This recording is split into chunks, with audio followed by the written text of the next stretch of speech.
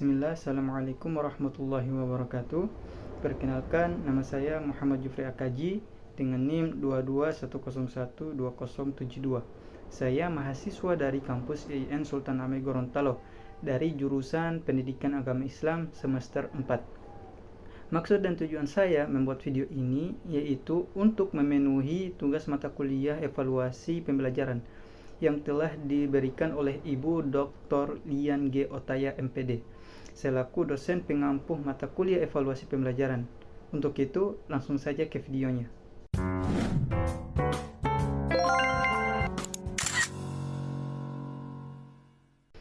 Nah, baik teman-teman. Pada video kali ini, saya akan membahas tentang asesmen dalam kurikulum Merdeka. Dalam kurikulum Merdeka, penilaian menggunakan istilah asesmen diartikan sebagai proses pengumpulan dan pengolahan informasi untuk mengetahui kebutuhan belajar, perkembangan, serta pencapaian hasil belajar peserta didik. Kurikulum Merdeka menekankan pentingnya keterpaduan pembelajaran dengan asesmen, terutama asesmen formatif sebagai suatu siklus belajar. Prinsip-prinsip pembelajaran yang digandengkan dengan prinsip-prinsip asesmen mengindikasikan pentingnya pengembangan strategi pembelajaran sesuai dengan tahap capaian belajar peserta didik atau yang dikenal juga dengan istilah teaching at the right level. Untuk memastikan proses asesmen berjalan dengan baik, ada beberapa prinsip asesmen yang harus diperhatikan, yaitu yang pertama, asesmen merupakan bagian terpadu dari proses pembelajaran, fasilitasi pembelajaran, dan penyediaan informasi yang holistik sebagai umpan balik untuk peserta didik dan orang tua wali agar dapat memandu mereka dalam menentukan strategi pembelajaran selanjutnya. Kedua, asesmen dirancang dan dilakukan sesuai dengan fungsi asesmen tersebut, dengan keleluasan untuk menentukan teknik dan waktu pelaksanaan asesmen agar efektif mencapai tujuan pembelajaran. Jenis asesmen dalam kurikulum Merdeka secara umum terdiri dari 3 jenis, yaitu asesmen diagnostik, asesmen formatif, dan asesmen sumatif.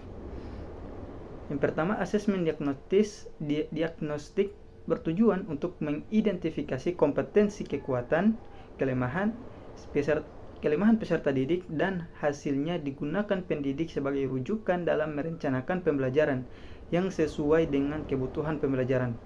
Asesmen diagnostik terbagi lagi menjadi 2, yaitu asesmen diagnostik kognitif dan asesmen diagnostik kognitif.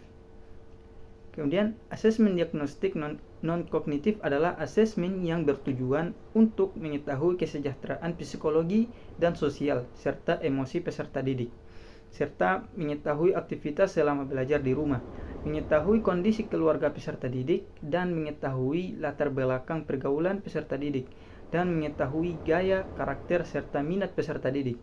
Tahapan dalam asesmen diagnostik non-kognitif terdiri dari persiapan, pelaksanaan, dan tindak lanjut. Sedangkan asesmen diagnostik kognitif adalah asesmen yang bertujuan untuk mendiagnosis kemampuan dasar peserta didik dalam topik sebuah mata pelajaran. Asesmen diagnostik juga bertujuan untuk mengidentifikasi capaian kompetensi peserta didik, menyesuaikan pembelajaran di kelas dengan kompetensi rata-rata peserta didik, dan memberikan kelas remedial atau kelas tambahan kepada peserta didik yang kompetensinya di bawah rata-rata. Kedua, itu selanjutnya jenis asesmen yang kedua, yaitu asesmen formatif. Asesmen formatif bertujuan untuk memantau dan memperbaiki proses pembelajaran serta mengevaluasi pencapaian tujuan pembelajaran. Asesmen ini dilakukan untuk mengidentifikasi kebutuhan belajar peserta didik, hambatan atau kesulitan yang mereka hadapi, dan juga untuk mendapatkan informasi perkembangan peserta didik. Kemudian, asesmen sumatif. Asesmen sumatif adalah asesmen yang dilakukan pada akhir pembelajaran. Asesmen sumatif pada jenjang pendidikan dasar dan menengah bertujuan untuk menilai pencapaian tujuan pembelajaran atau CP peserta didik sebagai dasar penentuan kenaikan kelas atau kelulusan dari satuan pendidikan. Bentuk asesmen dalam kurikulum Merdeka, baik untuk asesmen formatif maupun sumatif, terbagi kepada 2 bentuk, yaitu tertulis dan tidak tertulis. Bentuk asesmen tertulis yaitu seperti jurnal, esai, poster, dan tes tulis. Sedangkan bentuk asesmen tidak tertulis diantaranya adalah diskusi kelas, drama, produk, presentasi, dan tes lisan.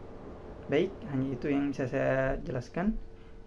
Wassalamualaikum warahmatullahi wabarakatuh.